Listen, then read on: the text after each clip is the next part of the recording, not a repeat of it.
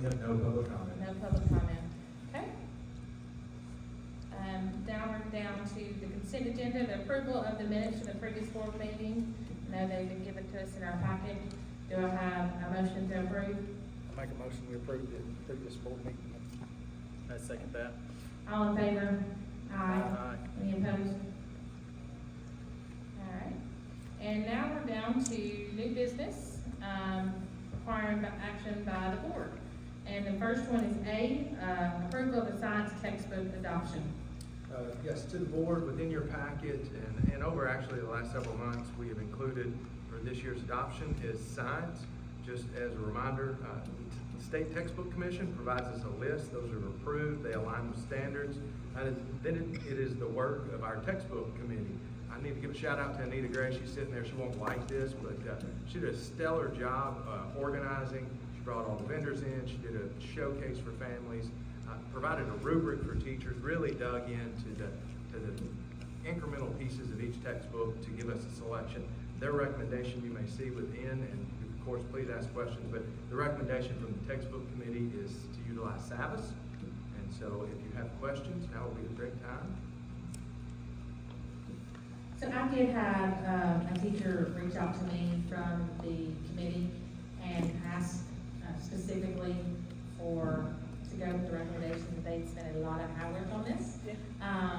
And she said, I don't know the cost, that we didn't look at it from there.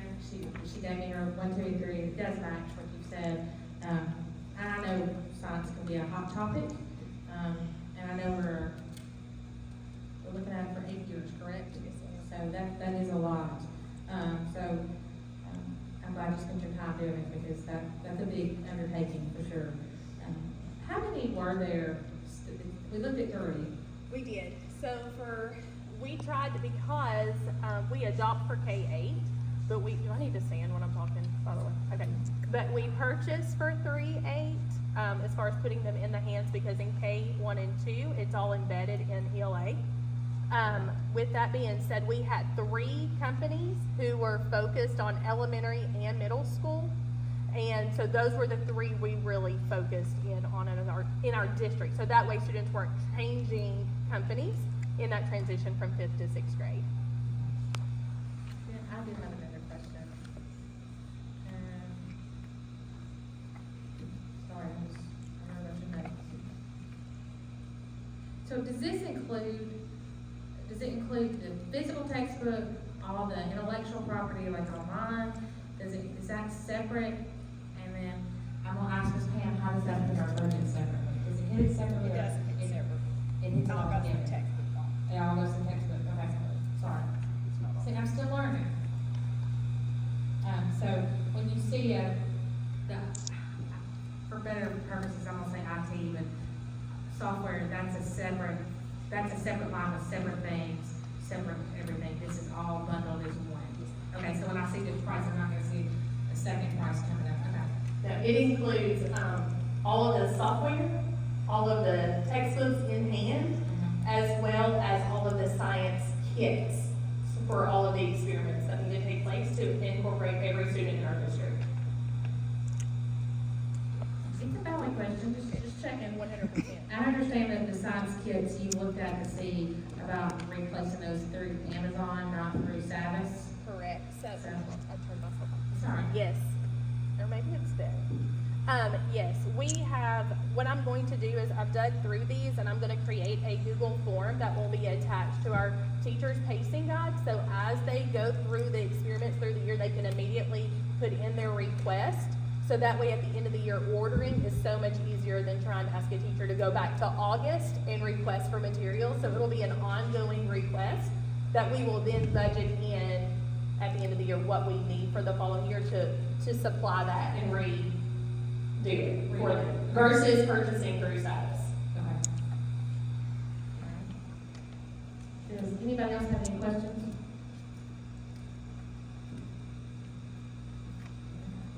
Do I have a motion to approve the science textbook adoption? I make a motion we approve the science textbook adoption. Second. All in favor? Aye. Aye. Any opposed? All right. thank you so much. I know that was a lot of work, I know. Next is the approval of an overnight field trip to Baltimore, Washington DC for Winfred Ryan Middle School for March sixth through the 10th. That's correct, that is for Next next year. school year, yes, Yeah. it'll be next spring break. This is an annual trip that they've taken for the last several years. In your packet, you see the trip rationale, the purpose for this, program information, all the things that they will visit. It's an outside vendor, and as we've discussed before, if there are students that want to participate, there's fundraising opportunities, but once again, this is not district sponsored, but it is our students who will be for approval since it's overnight. I make a motion, we approve the overnight field trip. I second that. All in favor? Aye. Any opposed? Okay. All right, and now we're down to C, the approval of the carryover for 2024-2025 outcomes funding for the 25-26 district medical clinic costs. I know I've been involved with that with Mr. Hutto, so, we've looked at the clinic that we provide for our staff, and we, are making a motion, or I'm making a motion that we use the outcome funding to pay for that for the next year for our staff. That clinic, from what I understand, started with COVID dollars, so it's not really built in the budget, so this was a way to know if we didn't have those dollars to use that, so it doesn't come out of the budget. I do know that we may have to look at in the next couple of years how we fund that and make it a priority to fund. So, do I have a motion? I make a motion, we approve the funding. Have a second? I second that. All in favor? Aye. Is that good, Mr. Hutto? Were you gonna say anything else? That's Okay. great, so thank you, and to the board, clinic is invaluable, these outcomes funding, they're not recurring, and really should be generated towards the betterment of the teachers, so being able to utilize it that fashion is great, thank you for that. Option D, or section D, is approval of community use of the facilities for the Good News Club. I know this came before the board 2 months ago, and we've had our attorney looking at all the legal stuff that she does every single day for us, and she's made she's given the board some advice on that. And do I have any other questions from anybody else on the board for that? And just for the board, once the board provides approval, then that would adjust our internal procedure, which has to do with the end of school day, and then, of course, the policy after that. But we just need a green light from the board, and we look forward to introducing the Good News Club. I make a motion, we approve the community use of the facilities. I second that. All in favor? Aye. Any opposed? Congratulations. All right, next is E, approval of registration fee for the National Invention Convention participants. To the board, we have had, this past time, our middle school students excelled. You were actually able to see the chicken feeder at the beginning of the year. They upgraded theirs, they added water to this cycle. But of the middle school winter recipients, there were 15 first place awards given. We received 11 of those. So 11 special accounts for that. We have several of those groups that would like to take their inventions on the road and head to this national convention. We would like to cover their registration fees. How much is that fee? It's about Sorry. It's about $300 per student. Where is it? Illinois.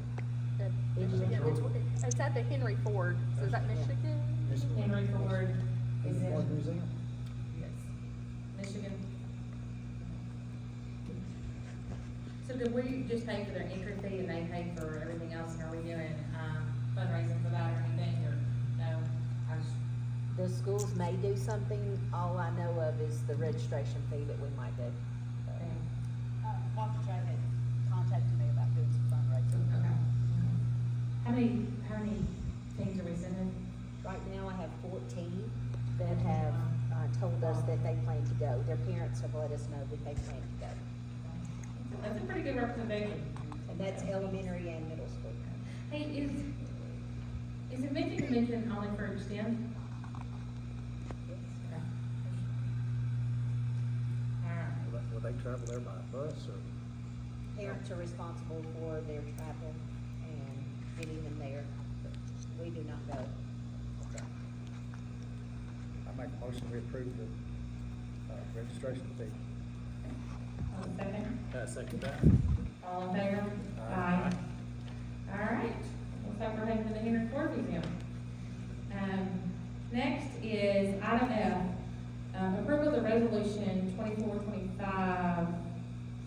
2425-2 to allow the district to participate in section 4 of the Education Freedom Act of 2025 relative to the bonuses for teachers.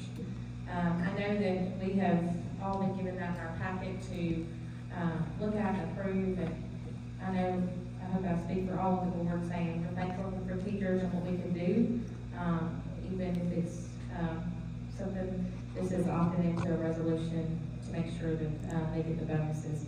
I know that these bonuses were structured by the state, not structured by LSSD.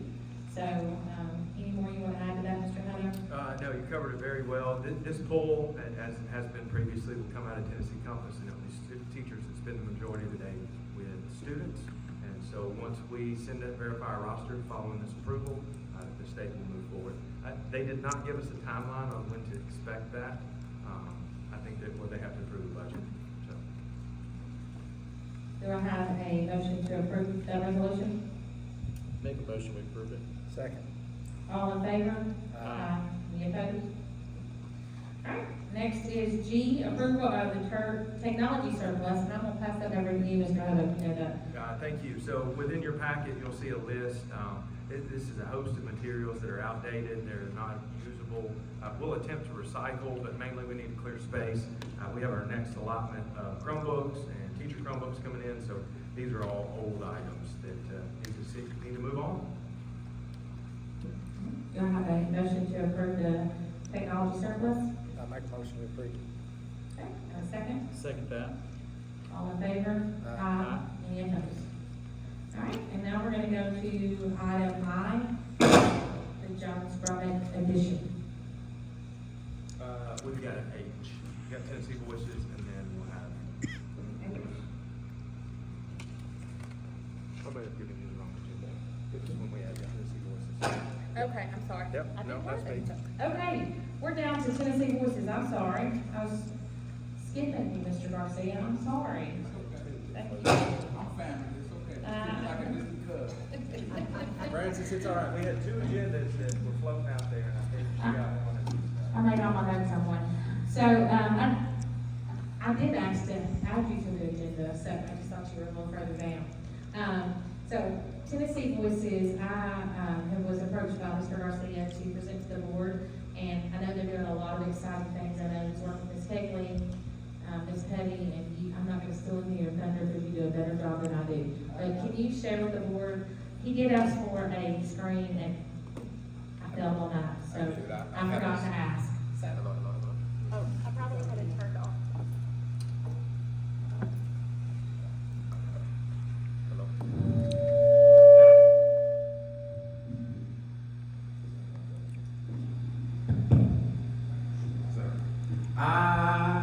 I'm so I wanted to come and share with you all the Building Strong School Initiative that we're currently implementing as of July 1. We partner with several of the school districts, and I'm gonna make sure that I send these PowerPoints out. So I think it's instrumental for you all to be able to see what we're doing currently across the state. We're currently partnering with Hickman County, Wilson County, Smith County, Macon County, Campbell, and Hamlin across the state. Ensure that we bring mental health education and prevention to all those school districts. And this is my home county, which I'm excited to partner with. We've been able to do a lot over the last 2 years. Myself and Becky partnered initially doing youth mental health first aid trainings. We partnered with Providence Church, and we hosted a training there.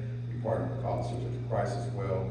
That led to doing some programming in the schools, which they did in middle school, which subsequently led to our project to bring the Boys and Girls Club to Wilson County. So this is a continuation of that type of work.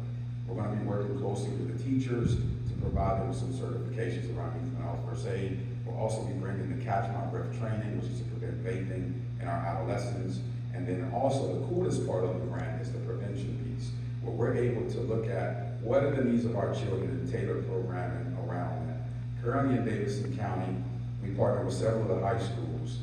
We're partnering with Nashville Big Picture High School. We're implementing a project with them called Precious Sons that we're writing ourselves. We want to have t-shirts for the kids to wear. We want to have workshops, breakout sessions to talk about mental health and implementation of that in their home. Subsequently, we want to have a brunch where they'll be able to invite, this is specific for young men, they'll be able to invite whoever that moment is in their life or that instrumental person. And then subsequently, I'll be the guest speaker at their high school graduation. So we're making an impact, and we want to make sure that we're able to do that right here in our backyard. So more information to come. I'll share this with your leadership to get it out to you all. Becky and I are working on a timeline for implementation. July 1 is the start of that specific grant. So I'm excited to partner with you all and come before our children and do some meaningful work. So thank you for having me. Thank you. Y'all not gonna clap for me? Thank you, Mr. Garcia. I'm excited to, I guess I did not realize how instrumental, he's been in some of these grant writing I know that we worked with, so I'm so glad he got to come and share. Of course, we want. Oh, and we're here, we have some resources if you want any flyers from our program, and Laura Fair is one of my team members, and also one of the most amazing grant writers for TN Voices here, as well, if you have any questions. And Laura, if you're a grant writer, we might want to come on over this side. We need lots more, so thank you so much. Thank you, Laura, for coming, and thank you, Mr. Garcia, I appreciate it. Now, we're down to I, for the Jones Brummett edition.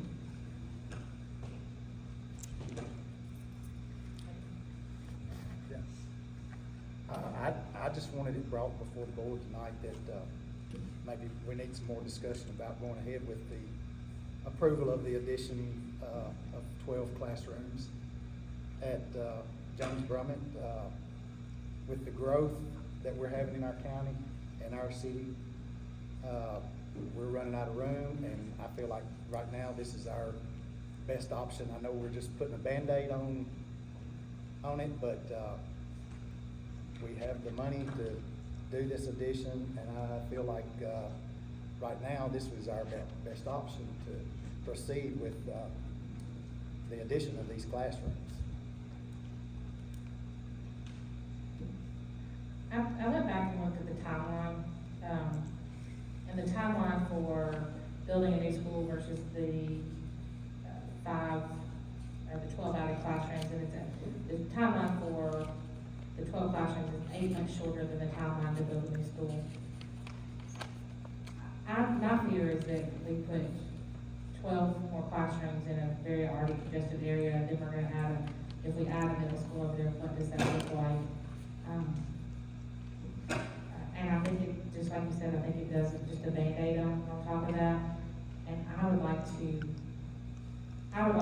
that money to see, for us to figure out exactly how to build a school. I think it's doable. I think there's gonna be a lot of hoops to run, but I think it's doable. I think we just gonna have to get creative on how we're doing it. So I'm apprehensive to use $5 million to do that when I feel like could be used in a better way. But it's of course the board's decision, so that's my thoughts on that.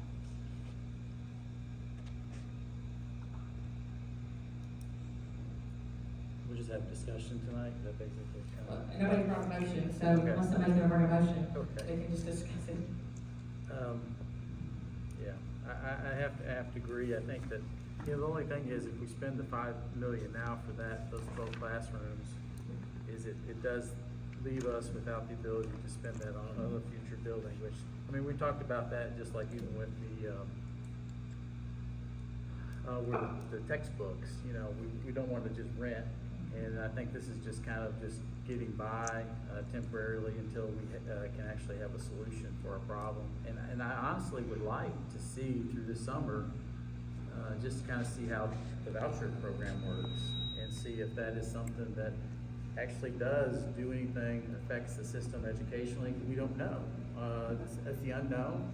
And I think if we wait, I know it's going to be waiting for another couple of months and, see, but I would rather be, it's a lot of money. And I just don't want to do anything that would just be reactive. But I think we need to do something. I just don't know like you say, just kind of a Band-Aid, right now. I think if it is, I think we need to move forward and get a solution that will actually, resolve the issue and allow us for the future to have, a place to house classrooms for all the kids.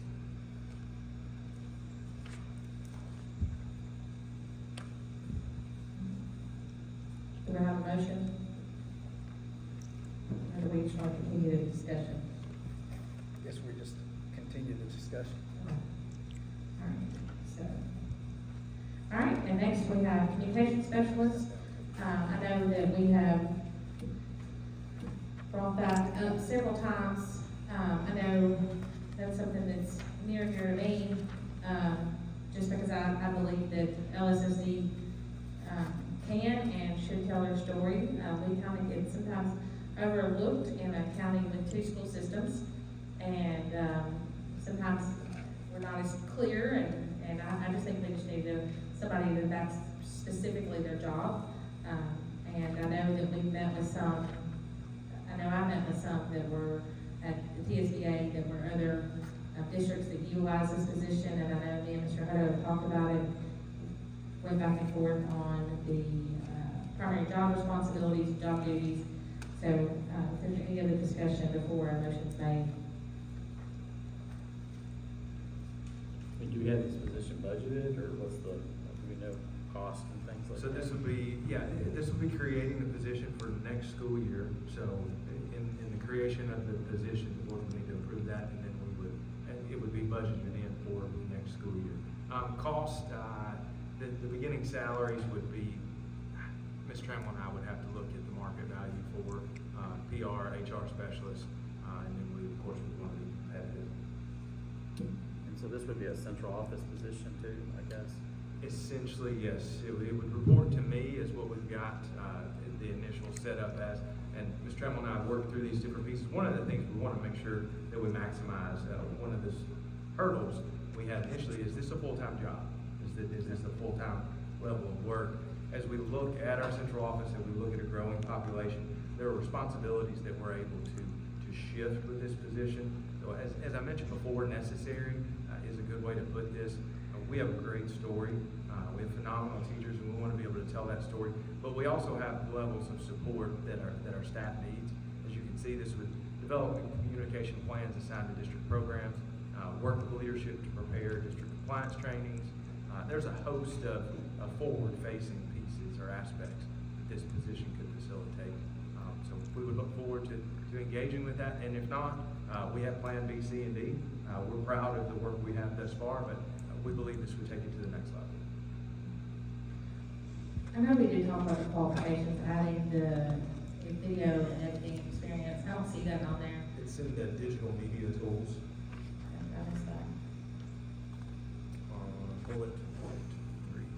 On bullet 5, knowledge of various print, web, social media, and digital media tools encompasses all platforms.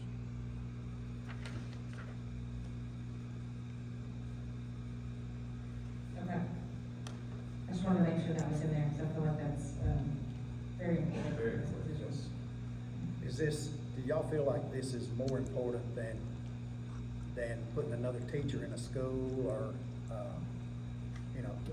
more help in a school?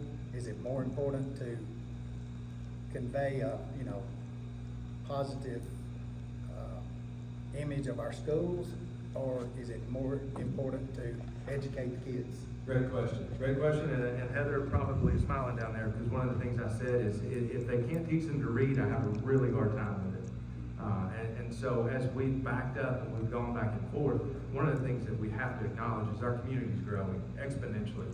We know that we do a great job. Our families that are here know that we do a good job. We also have a host of families that are not from here. This is their first engagement, their first interaction. And so when I put this as more valuable, we say it takes 700 to make all the things work. It takes bus drivers, cafeteria workers, teachers. This would not take the place of the teaching position that we needed. I can tell you from a parent's perspective,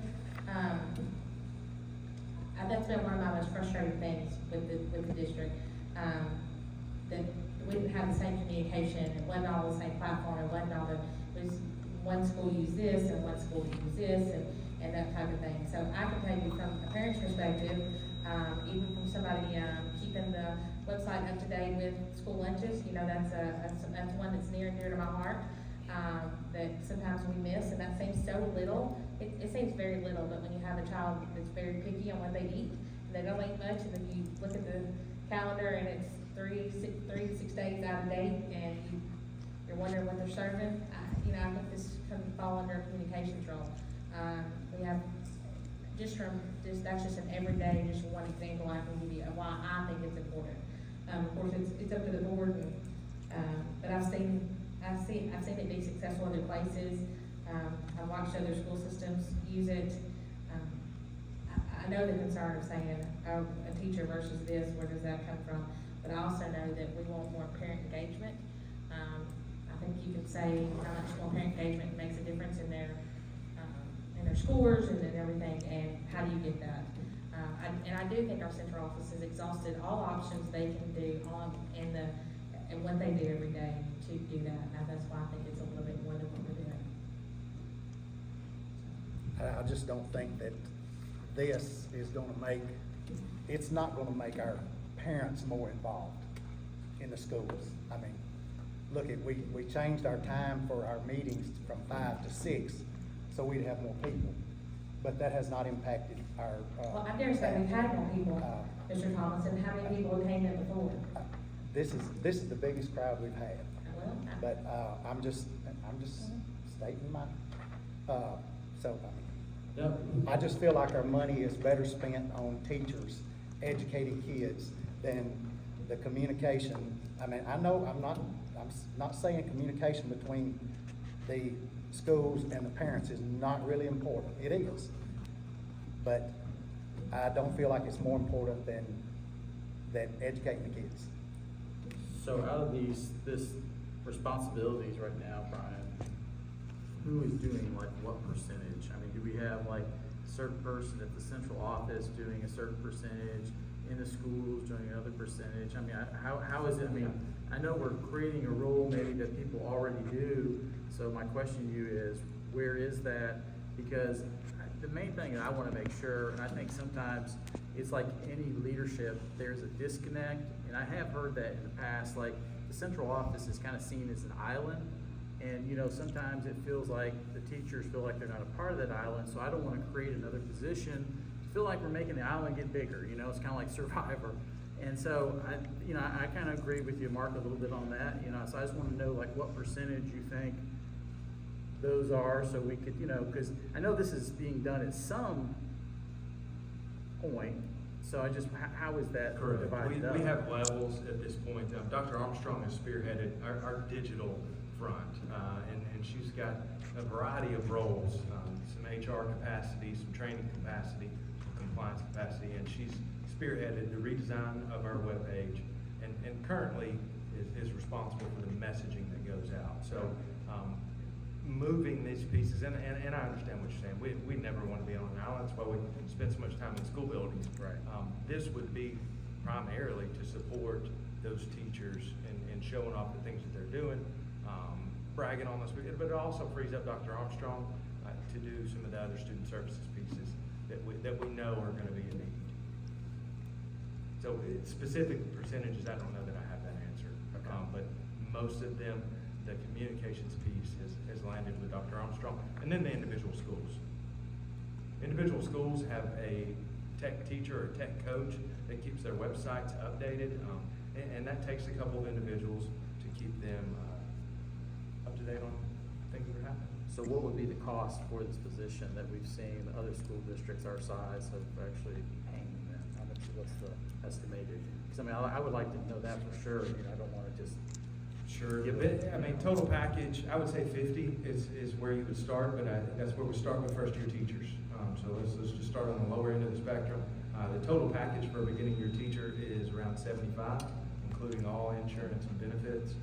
So to keep them on par, and we would need to look at certifications, experience, time, and move from there. So that would be the beginning range. I mean, is this something that we have to do right now, or is it something, Heather, I mean, I don't know, I'm just saying like discussion, or I don't know if it's something. I feel like we have discussed it for a couple months, that's why I'm the one that brought it, to the board. Yeah. I'm also from a parent perspective, and I see where I feel like we can do better. So that's really my whole thing of bringing that is, and I feel like we need a professional to help us do that. But if you wanna table it and then come back and let's see the actual numbers, that's not a unreasonable option to me. If we wanna do that.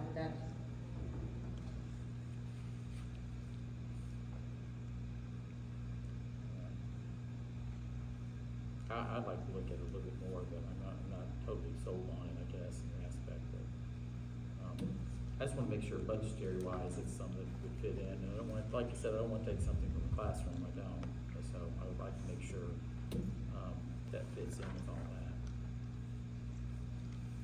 Well, we can take, I agree with Joel. I said, let's get some numbers on it, see what it's gonna cost us.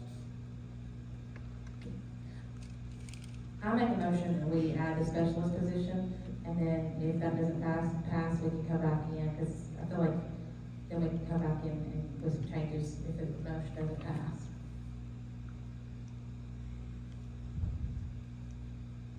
Well, I'm sorry. I just was gonna make a motion, if it doesn't pass, we can come back with, changing it, and if that's, Oh, I see what you're saying, just vote on it, and if it doesn't pass. and then we can, okay. if we want to fill more numbers, I just feel like that would give us something to go back and say, okay, let's just numbers, and we can re-vote on it. So, I'm comfortable making the motion. So, if I don't have a second to the motion fails. Okay, motion fails. I just started to put it out there, so. All right, so now we're to reports and information, the director's report. Thank you. In front of your place, you have a blue folder. We had identified a couple months ago, we wanted to, during the budget process, we wanted to walk you through the different facets before we got to the actual budget. So within your blue folder, we're gonna walk through some of these pieces. Most of this is for you to review, and then we'll be putting a binder together. But for this month, we wanted to focus on revenues. As you can see on your first handout, you have current property tax, local option sales tax, current property tax, and TISA. These are our primary revenues, and the graphs you have in front of you would be actual 22, 23, then you'll have 23, 24 budgeted, and then how it came in. So really wanted to make this as a resource for you. And the next page you'll have is the local, we've broken all the components into their individual parts. Page 2 would be local county tax revenue. These would be at the bottom are the different areas that are funded through those pieces. Page 3 are property taxes, as well as other revenues.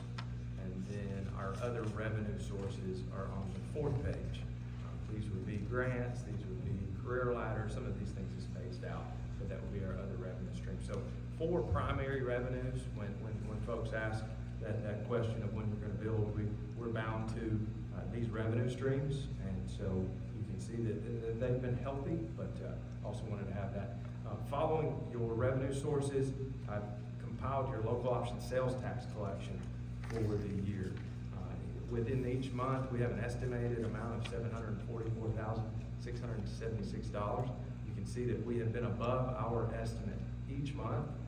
You can see in the month of March, which was reflective of January, we were significantly above, plus $217,000. So as it said, to date, we're $586,122 above our estimate, and we're roughly just over half. Last 2 documents you have in your collection, I've included the TISA estimates. Now last year, we got a March estimate, and then that amount came in less than. So we're careful with estimates, but they're a good source of planning. You can see your first is March 2025, which will be funding for next year. I've included May so that you can compare. I do want to identify a couple of numbers. You're going to see there's a $3.4 million difference from total funding last year to this year, to the good. One of the things that you'll need to notice is that includes an increase in local contribution. So if we were in a county government, the local government would expect we are our local contribution. So when they say that it's increased, 1.3 million is the total, you'll see, that's 1.3 million more we're responsible for, which we already are through our tax collection. The state contribution to us, if budget passes based on the $7,075 TISA fund, it will be a $2.1 million increase, which is fantastic. We appreciate that, but cost of all things, insurance benefits, risk insurance, but we stand to gain there. So revenues are strong, and I'd like for you to take this. Please write your questions, reach out, and next month we'll go through expenditures, but we'll follow up on any revenue questions that you might have. Last item I have, if there's no questions, of course, kicked off TCAP today. Very excited for our schools. Made it to several buildings. I think we've got some TCAPers sitting in here. I know they worked diligently. They talked about how hard they worked. And so that will run through this week and into next week. Once again, our instructional team has housed that. They base that in the school. So kudos to all of them. And those are all the items that I have. And my report also includes the revenue expenditure summary.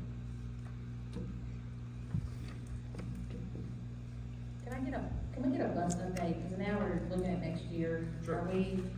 Sure, we so, looking yeah, great question, or good time to update. So for transportation, we did a push with our teachers.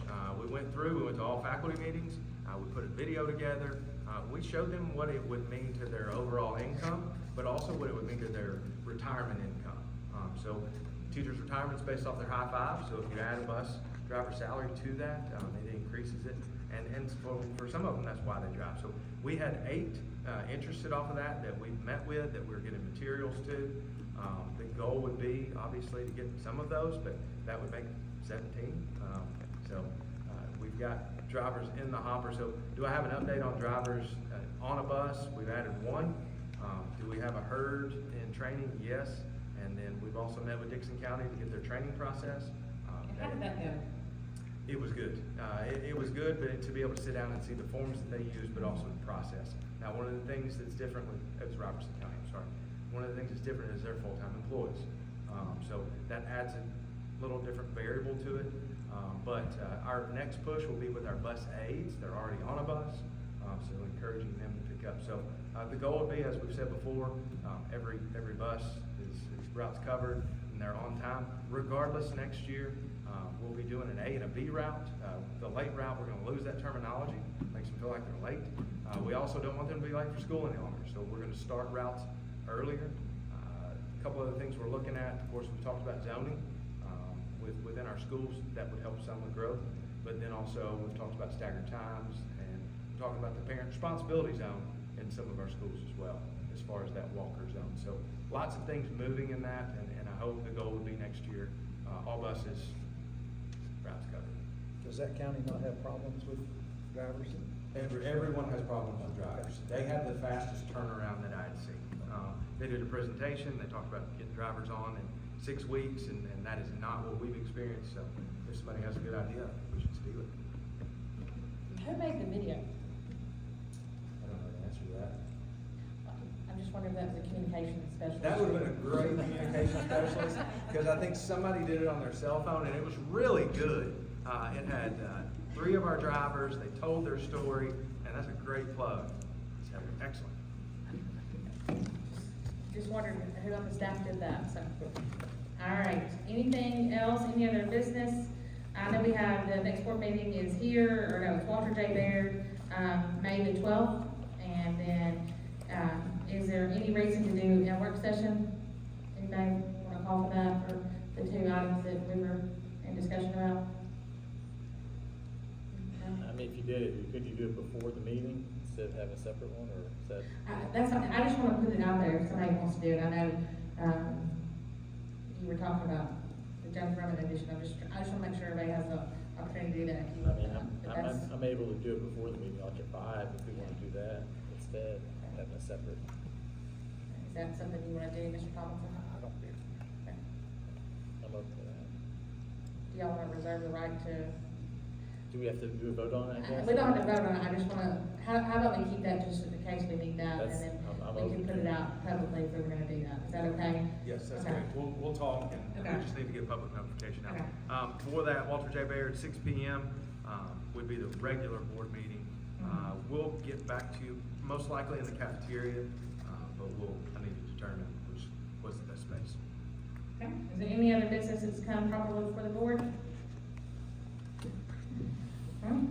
Say we adjourn.